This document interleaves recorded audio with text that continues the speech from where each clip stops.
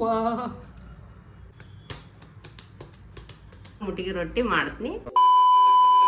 ಅರೆ ಅರೆ ಏನಿದು ಹೊಸ ದಾಳಿ ಎದೆಯಲಿ ಕಾದಾಟ.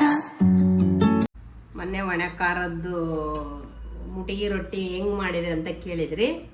ಇವತ್ತು ಹಸಿಮೆಣಸಿಗೆ ಖಾರದ ಮುಟ್ಟಿಗೆ ರೊಟ್ಟಿ ಮಾಡ್ತೀನಿ, ನೋಡ್ಕೇಳ್ರಿ ಎಲ್ಲರು.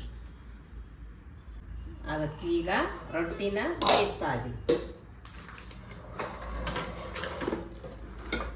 ಹಸಿಮೆಣಸಿನ್ಕಾಯಿ, ಬೆಳ್ಳುಳ್ಳಿ, ಕೊತ್ತಂಬರಿ ಹಾಕ್ಕೋಬೇಕು.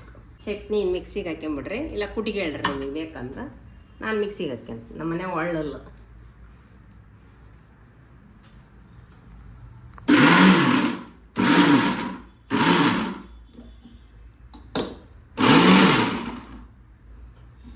ಚಟ್ನಿನ ಈ ಥರ ಮಾಡ್ಕೋಬೇಕು. ಪೂರ್ತಿ ಸಣ್ಣ ಇರಬಾರ್ದು ಚಟ್ನಿ, ಟೇಸ್ಟ್ ಆಗೋದು. ಬಿಸಿ ರೊಟ್ಟಿ ಮಾಡ್ಕೊಂಡ್ರೆ ಭಾಳ ಟೇಸ್ಟ್. ಇದು ದಪ್ಪ ಇರ್ಬೇಕು ಸ್ವಲ್ಪ ರೊಟ್ಟಿ. ಜಿಗಿ ರೊಟ್ಟಿ ಆದ್ರೆ ಚೆನ್ನಾಗಿರ್ತೈತಿ.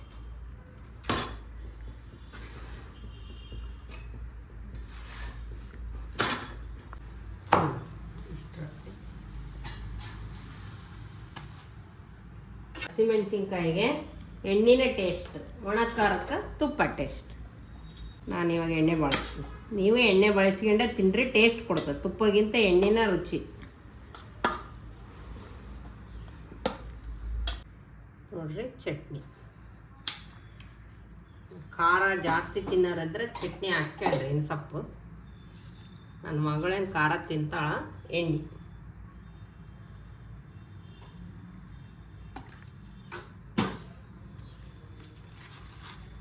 ನಾವೆಷ್ಟು ಚೆನ್ನಾಗಿ ನಾದ್ತೀವಿ ಅಷ್ಟು ಚೆನ್ನಾಗಿ ಮುಟ್ಟಿಗೆ ಹಾಕತ್ತೀವಿ.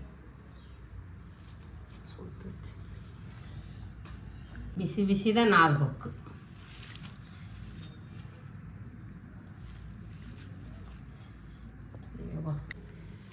ವಾ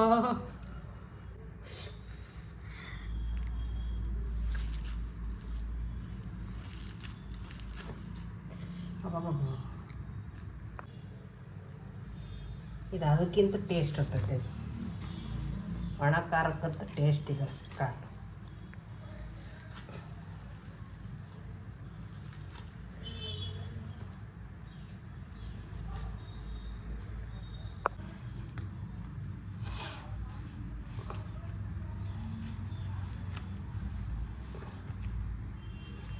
ಇಂಥವಕ್ಕೆಲ್ಲ ನನ್ನ ದೊಡ್ಡ ಮಗಳು, ನನ್ನ ಗಂಡ ಭಾಳ ಇಷ್ಟ ಇಂಥವು. ಇದಕ್ಕೆ ಇಷ್ಟ, ಅವರು ಇಷ್ಟಪಡ್ತಾರೆ. ಇಂಥವೆಲ್ಲ ಮಾಡಿ ಕೊಟ್ಬಿಟ್ರೆ ನನ್ನ ಗಂಡಗೆ ಭಾರಿ ಇಷ್ಟಪಡೋದು. ಏನಾಗಲಿ ಹೊಸ ಹೊಸದು ಒಟ್ಟು ಇಷ್ಟ ಅವ್ರಿಗೆ.